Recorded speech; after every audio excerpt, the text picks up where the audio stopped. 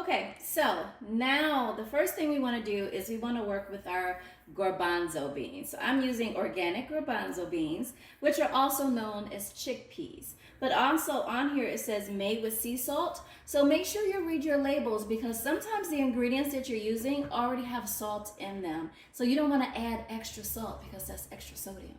Okay, so I'm going to go ahead and open this can. And then what I want to do is I want to give these a nice rinse because not only will it rinse off the liquid that's in there, it may also rinse off some of the salt as well. All right, so let's get this out of here. There we go. And I have a colander in my sink here. So I'm just going to pour the chickpeas into the colander, just like that. And then I'm going to give them a nice rinse, okay? There we go. And you can see the water coming through clear at the bottom, which is exactly what you want to see when you rinse anything from a can. And there you have it.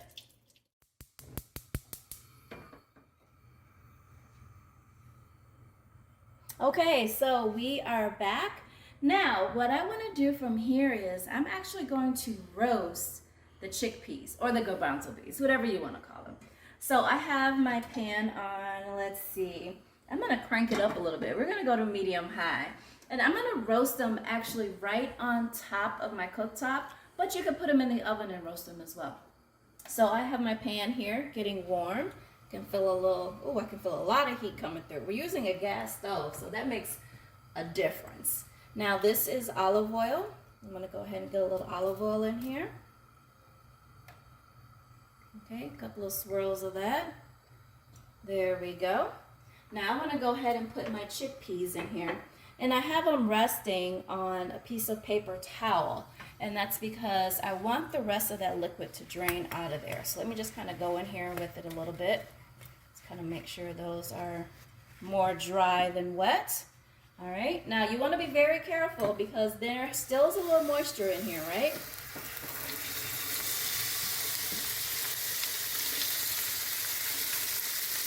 There we go. And as you can see, you're getting a nice sizzle on those chickpeas. Yes, that's exactly what we want. So now what I'm going to do is I'm going to hit them with just a little bit of salt, just a little bit of salt. And what I'm going to do is I'm going to use some pink Himalayan sea salt. So I'm just going to get a little bit of that out of there and sprinkle it right on top. Just a little smidgen, just a little bit like that. Now remember our spice mix that we made, right? Here we go. Baharic spice mix. This is a Lebanese spice mix.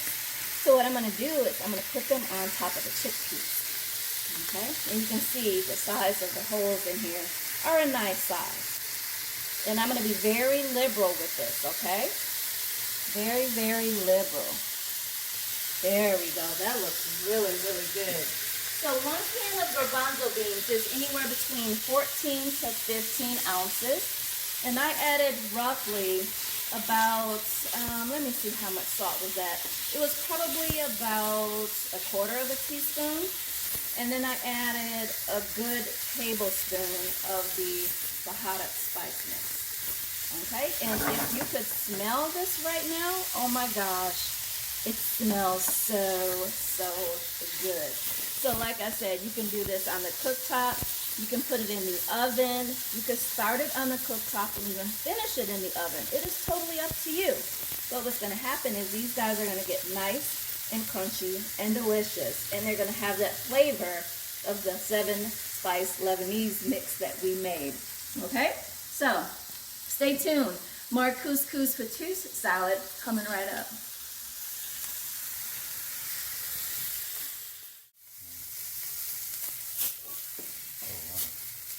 I think our garbanzo greens I think our garbanzo beans are ready. Let's give them a check, shall we?